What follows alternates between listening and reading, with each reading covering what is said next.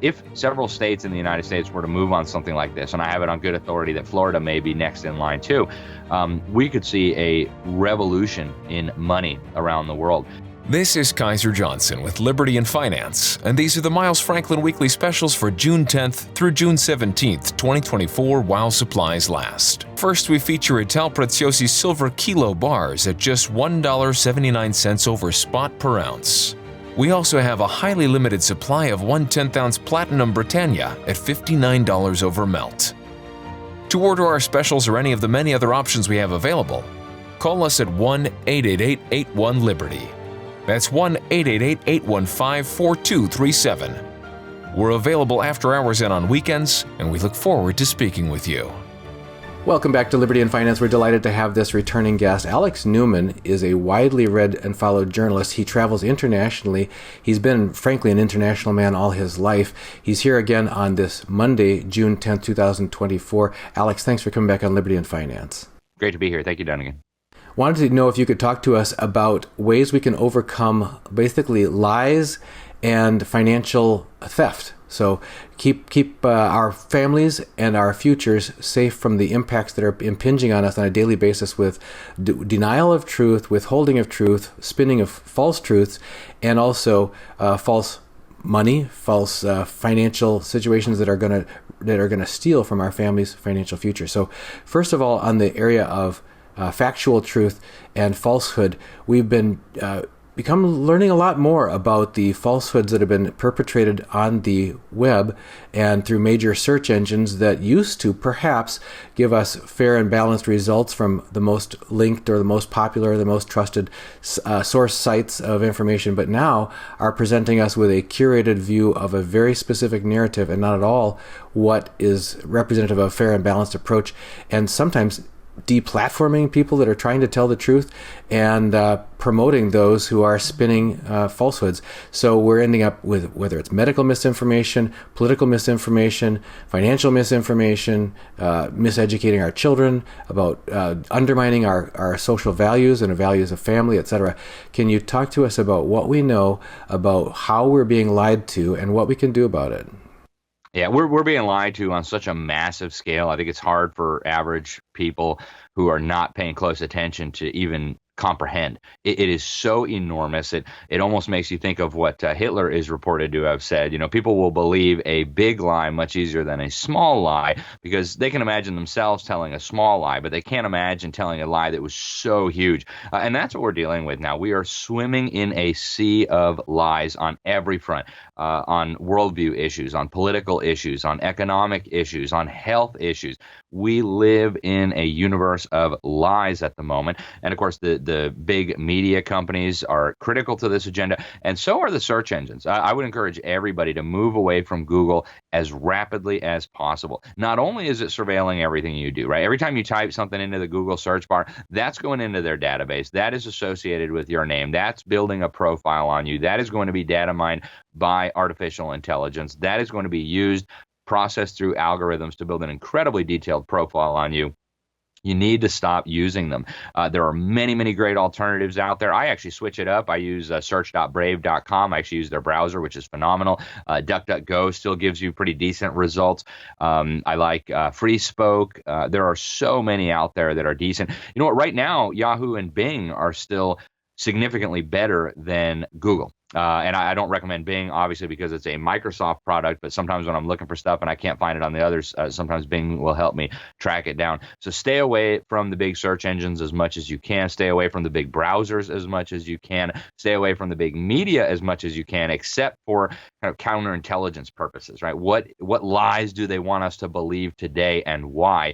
That's the only real reason I see to read, say, the New York Times and CNN and even your local fake newspaper owned by Gannett or whatever it is. I still read these, of course, as a journalist. Every day I'm trying to see what they're trying to make us believe. But stay away from those dishonest purveyors of disinformation and find alternatives.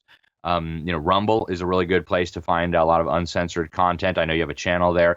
I encourage people to subscribe there on Rumble, just in case, God forbid, anything should happen on YouTube. There's still a lot of great podcasting services. So find a good roundup of news sources that you can trust. The ones that I trust, obviously, are the ones that I work with. The New American Magazine, of course, the Epic Times, which I write for regularly, my website, libertysentinel.org.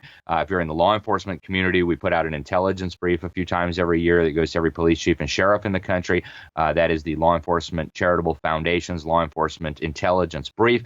Very, very good intelligence for state and local law enforcement sheriff's offices that they're not getting anymore from the clown car formerly known as the FBI. So a lot of great sources out there. If you're interested in a particular niche, there are really good sources to follow on issues of liberty and finance. You all already know where to go. But there's a lot of good information out there, but they're just making it more and more difficult to find. So make sure you bookmark that stuff now. Make sure you're supporting the people that are bringing you the truth. The big tech companies are doing everything they can to bankrupt people that are countering the narrative. They want to make sure you don't get any advertising dollars. They want to make sure you don't get any traffic. So make sure you help these people counteract that, or we're going to end up in a world where the big lying fake media controls the narrative. So that's what I would say on those issues. And think of it like intelligence, right? When you recognize that we're in a war has been declared on us, on our families, on our freedom, on our nation, on our sovereignty, on our ability to govern ourselves and control our destiny. When you realize that you're in a war, you realize that one of the most important elements in any war is intelligence. You need to have good information. If you don't have good information, you might as well just raise the white flag now, because you're gonna lose, right? If you don't know what the enemy is up to, you're done. So you've got to consider this a critical part of any effort to protect your family, to protect your health, to protect your freedom, that is having access to good information. I can't emphasize it enough. One of the most recent developments there that people may be noticing and may not be, and some may be very wary of it, and others may just shrug and say, well, I welcome it. It seems to be a generational divide in that last point, is the overarching influence of AI and algorithms on the internet rather than human actors that are actually doing the deplatforming or doing the ghosting of sites or doing the summarizations. But now, if you just do it just for an experiment, go ahead and try searching some important topic to you on Google. And the first thing that pops up now says AI consensus. So out of the 100 or 200 results you might have been presented with, don't worry. There's been an algorithm that has already looked at all of those for you in a split second and given you what it's going to call the AI consensus, meaning if you really just wanted one answer, here's your one answer. And unfortunately, I think that's a weakness of human thinking, is that we'd prefer the simplicity of one answer rather than the complexity of reality. Sometimes it actually makes us think and weigh and do trade-offs because I'm afraid that this may be even more palatable to the younger generation that have become accustomed almost reflexively to thinking, I have a question or a hunch or something, I just look at my device and now I know. And it reminds me of what happened when we all started using GPSs for navigating for the first time. When we used to use paper maps or ask a person, where do I turn, where do I go, which way do I drive, whatever, that your whole mindset shifts from one of active engagement and involvement and responsibility and accountability when you're a driver who's actually trying to look for landmarks and find the way you're going, to one that's just passively waiting for the GPS to tell me what to do. Here's a train coming, turn left and drive directly into the train. It's like from the old movie Anchorman. You read whatever's on the teleprompter. It seems that it's easy and tempting and comfortable to slip into this passive mode of using our brains rather than active. Any comments from you on the intrusion of AI summarization and boiling things down to a sound bite rather than giving us actual results that we have to think about? Yeah, I would urge people right now to be very, very cautious with AI. AI has literally been programmed to lie. And I don't say that lightly. It has been programmed by its human programmers to deliberately give you fake information for the purpose of maintaining a narrative. And I discovered this very early on when the ChatGPT was still in beta mode. I logged on there and started quizzing it about climate change. Well, just a few days ago, a guy that he and I follow each other on Twitter is one of the world's best clarinetists. He actually got ChatGPT to admit that it was programmed to lie about certain topics. So do not trust AI. Recognize AI is not some kind of like super brain that's just smarter than you. AI is ultimately a computer program that was programmed by human beings who have biases, who have beliefs, who have human nature, right, which is fallen and unfortunately in many ways very wicked. So you cannot trust AI any more than you can trust the New York Times or any of these other major purveyors of disinformation, and especially when it comes to Google. Just to give you a sense of this, my name, if you used to put my name into Google, immediately, all these publications that I'm associated with will be right at the top. And this is still the case. If you type in Alex Newman in any of the major search engines other than Google, the top result will be my website, Liberty Sentinel, which is what you would expect from a search engine. You're looking for a person, you want to find their website. Well, on Google now, you have to go to, I think it was page 83 the last time we looked, to actually find my website. Instead, you'll find a whole bunch of garbage that's totally irrelevant. So they're deliberately suppressing this. My articles on all kinds of different issues used to be the number one result on Google because they were the most followed, the most linked to, the most trusted. Now Google has deliberately suppressed that. And the same people that are doing that with the algorithms are the same people that are programming AI. So, I think AI can be useful. AI is a tool that, like any tool, like any technology, can be used for good or evil. But right now, when it's in the hands of the people, for example, running Google, when it's in the hands of the people running Microsoft, recognize the same biases that we see in those big, woke, evil companies are going to be reflected in everything that its AI does. So be very, very wary. I'm at a point where I will not use AI for anything of any significance, and I don't expect that to change unless and until an AI comes out that's created by people who I think are more trustworthy. I think we might have to change your name, Alex, because you just made a light bulb go on in my head. The interviews we've done with you have been so remarkably refreshing in terms of content and pointed, factual-based engagement and bringing out themes and actions that people need to be able to take. And we've had consistent comments underneath your videos saying, "Where did this guy come from? You got to get this guy on more often." From people who are actually regular viewers of ours, and we have you on about once a month. And yet the view counts have been a fraction of what we get on many of our other interviews, on what I think in some cases aren't as broadly based as the discussions we have with you. And I think you might be actually getting shadow banned and deprioritized in our suggested videos that are put in front of others to click on. So it's, folks, now we're going to call on you, the audience, everyone here who's watching this. This is going to be UNET.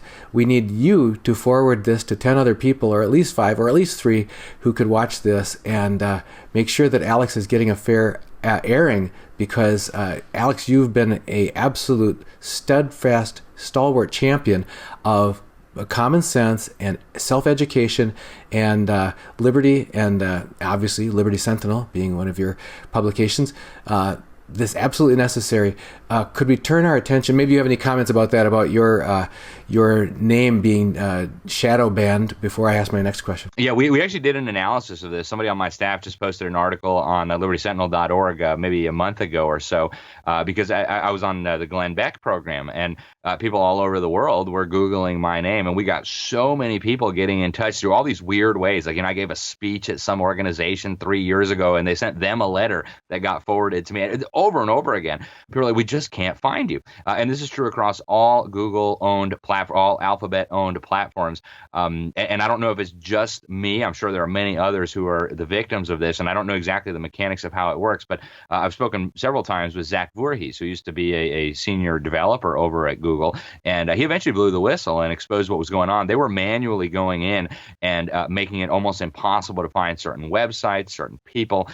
He also said, by the way, that Google, the company, is absolutely filled, bursting at the seams with spies from communist China.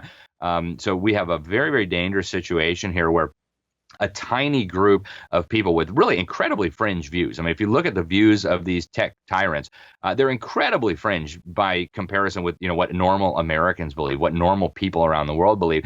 They're able to completely dominate the narrative. And we've had whistleblowers like Dr. Robert Epstein come out and say that they are shifting millions of votes in every election by just by messing with their algorithm and determining what sources are going to come back to you when you look for stuff. So I would urge everybody to stop using Google Google immediately. Stop using them for your email. Stop using them for everything because unless you can get more benefit from it than they're getting from you, because they're trying to manipulate you. And, do we really want to be manipulated by these people out in Silicon Valley? I would submit that the answer is absolutely not. In the theme of our title of our channel, Liberty and Finance, can we talk about finance for a moment? And that is, you have a lot of discussions as you travel around the world with people that live in different countries, see what they're facing financially in terms of inflationary pressures, etc. But also their cultural affinity to sound money, such as gold, historically and traditionally in their culture, versus relying on the banking system and the paper money as we do in our country. Can you tell us what perspectives you've gained internationally? Some of this, tribal wisdom from the big picture, the big tribe, the human family that you're seeing as you travel around. Well, there's a growing awareness that the monetary system, really all over the world now, at this point, we really do have a global monetary system with slight variations and expressions at the national level, is corrupt to the core. And I think we're on the verge of some major transformations there. We see the central banks of the BRICS nations and many governments buying enormous quantities of gold. We see the IMF openly working to turn the SDR, the special drawing rights, into a global currency, a true global currency, potentially based on a basket of fiat currencies, but they may add a few other things into the basket to at least give it the appearance of stability and legitimacy. But we're watching that happen rapidly. Now, here in the United States, I'm actually working on a very big article on this, a major investigation. I've been interviewing people for a couple months now on this, about the efforts to restore gold in some sort of transactional capacity. So obviously, Texas is the furthest along. They have the state gold bullion depository. And that's a very important institution, by the way. Not a lot of people are paying attention to it, but it's a very, very significant institution. And there are very serious efforts, by the way. I've spoken to the legislators behind this. They expect it's going to get passed in 2025. Texas Republican voters voted overwhelmingly to incorporate this into their platform. They are now working to turn this gold bullion depository into a facilitator of commerce in gold and precious metals. And so the way it would work is if you have gold stored at the depository, you'll get a debit card, and the depository, the controller of the currency through the depository, would be creating a system whereby you can go do business. You can go shop with a merchant and pay with this debit card, and it would deduct the gold from your account, and it would pay the merchant in their preferred currency, whether that be Federal Reserve notes or gold if they prefer that. So this would make gold truly a transactional currency. Similar efforts going on in Utah. I've spoken several times recently with their state treasurer there, Marlo Oaks. He's very much in favor of this. He just formed a new sound money commission that just met for the first time, I believe, last week or week before last. Very, very significant. Kevin Freeman is kind of behind the scenes working on a lot of this. But if several states in the United States were to move on something like this, and I have it on good authority that Florida may be next in line too, we could see a revolution in money around the world. Of course, we also have Bitcoin, which I think is a double-edged sword. But I think really significant things are going to be happening in the precious metals space in the years ahead. Obviously, the establishment is not going to want that, so they're either going to try to co-opt it or strangle it in the cradle, if you will. But we've got to be paying attention to these things, and I would encourage people to look for that article to be coming out in the Epic Times within the next few weeks. So, Alex Newman from The New American and contributor to the Epic Times. If people want to follow your work on a regular basis, where should they get connected? LibertySentinel.org is my website. You can sign up for our free newsletter. We send out 2 every week, absolutely free. Also, if people want to get the daily headlines from The New American, just go to thenewamerican.com. You can sign up there for free. Encourage people to get the print publication. But my personal website, LibertySentinel.org, will have a big roundup of everything I'm doing twice a week. And these are the kind of topics we follow. So, thank you for Alex for joining us on Liberty and Finance. Thank you, Dunnigan.